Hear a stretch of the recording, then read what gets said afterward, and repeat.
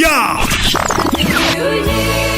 Nga tufunikira omwaka guno City Sites Limited mukusobozesa okutuuka ku kirooto kyo ekwanjulira omuzigo Ntayi Plus. Mu muzigo Ntayi Plus buli kakadde k'oseving okufuna ettaka kakuwa amagoba ga mitwalo 24 gye mitwalo 2 buli mwezi ate gwe akyasigalidde mu nteekateeka yaffe y'okusiga ensimbi emanyiddwa nga FBI kakuume nga kayonjo omukisa gukyaliwo anti buli mugabo gw'obukadde 2 gukuwa amagoba ga mitwalo 4 mu myezi 6 n'omukisa ogw'okwewangulira ekyapa ky'ettaka ngenda kusoma mwezi 3 Desemba utugenda okukuba akalulu munnamukisa yewangulira ekyapa ky'ettaka ate gwayagala okumulako omwaka ne poloti City Sites Limited ekusaliddeko ku bukadde 2.5 zokka jangu weefunire poloti. Okumanya ebisingawo kuba ku noti 7 noti ana nkaga mukaaga oba noti 7 nkaga munya 9 ne noti 7 ana nkaga mukaaga oba jangu emukono ku ofisi zaffe okulirana Stanbic Bank ewandegeya KM Plaza.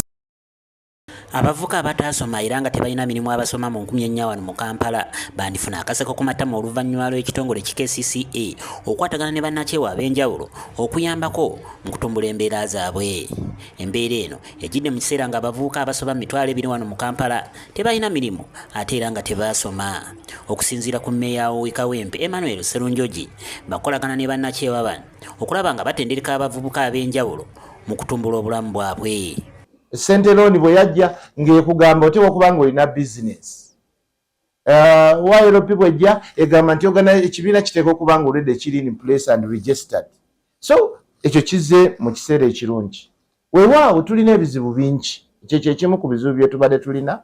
Naye nga mu kaseera kano NGOs zonna ezijja tuzaagala zijje naddala mu bintu bye tutalina nga Kawempe Division.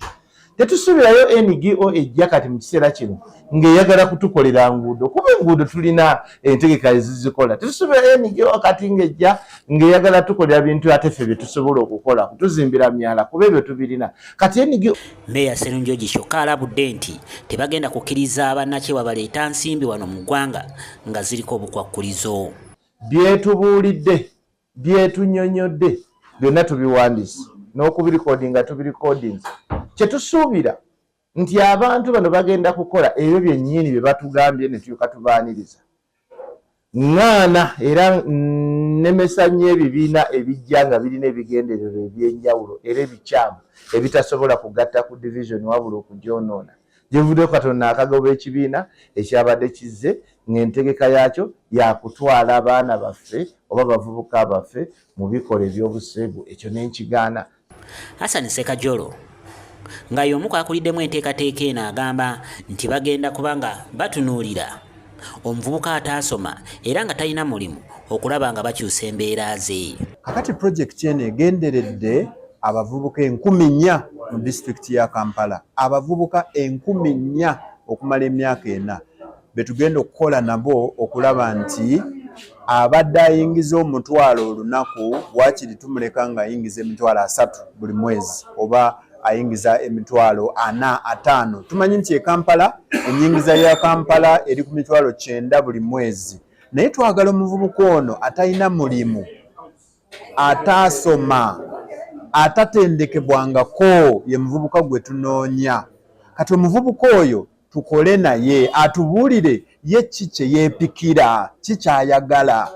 Kati bw'anaamala okutubuulira ekyo kye yeepikira tulyoke tumukwate tumutendeke mu ekyo kyasazeewo, tumutendeke era tumuvujjirire atandike okubaako ne kyakola kyateeka ku katale abantu ne bakigula n'afuna ssente.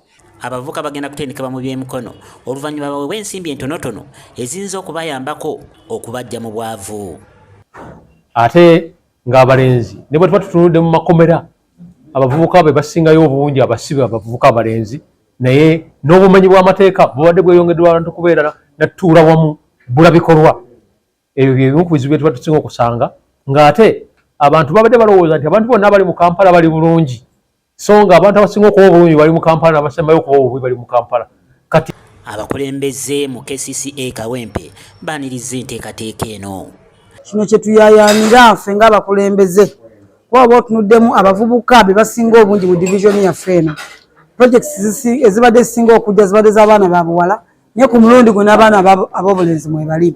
Project eno eyokuba nti bazirese mu parishes eziwera 10 mu Kayempe division kintu kirungi nnyo. Afazaali kigenda tutambulako n'abaali twafunanga mukisa era tubadde tulonda olunaku olwaleero parishes ezigenda oganyulwamu tutunuulidde ezo zibaali zitafuna mukisa ku projects ezijja nga za njawulo. Enteekateeka eno egenda kumala emyaka